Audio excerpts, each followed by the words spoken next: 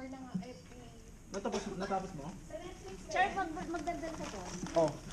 Okay guys, galing. ipe-prepare na natin tong ating Bumili siya ng 1 day old para sa for today's video. Pandikot, parang konti na lang yun.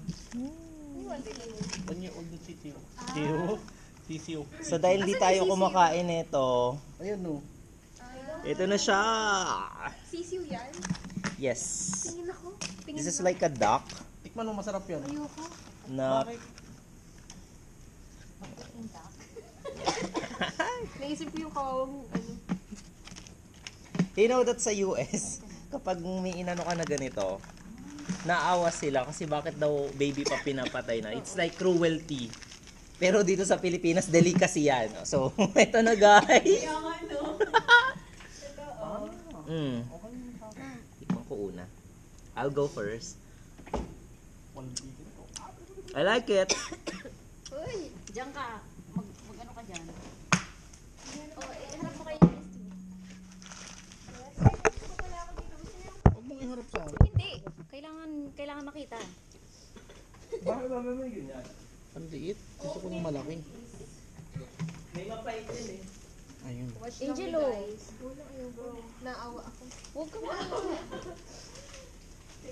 Puri lali ka dito. Taste natin. Ayoko. Uy, challenge lang itong OA. Wala si OA.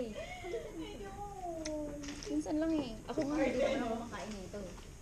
Ayan, meron siyang medyo mapait kasi, you know, buong chicken and then meron siyang apdo and then Yung apdo. wala naman siyang kinain na ano. Sarap. Sarap. Ayoko. I recommend the head. Ayoko. Crunchy siya. It's crunchy. Eh, pero makain ako ng Pikit ka muna. ulo ng manok. Hindi, kailangan pumigit. Specific ka, ulo ng manok. Akala mo ulo. Maliit lang ako, hinihimay-himay ko lang siya. No, ito nga yung pinakamasarap. Ayoko yung maliit. Akala ko ulo ng tao. Yun yung pinakamasarap. O diba? Ayaw na lang tumingin. Hello? Masarap. Tikman mo lang. April, huwag ka mag-inarte. Challenge for April. OMG! Dali. Ito na. Pikit ka, pikit. Sarap naman. Ito na. Nga nga. 1, 2, 3, go! Ah!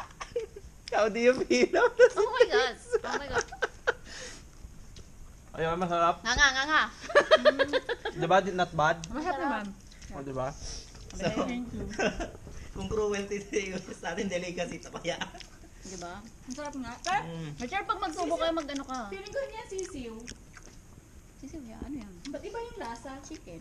It's duck. Yeah, sisiw ng duck. Yan, ano ba? Anong bisyo lang?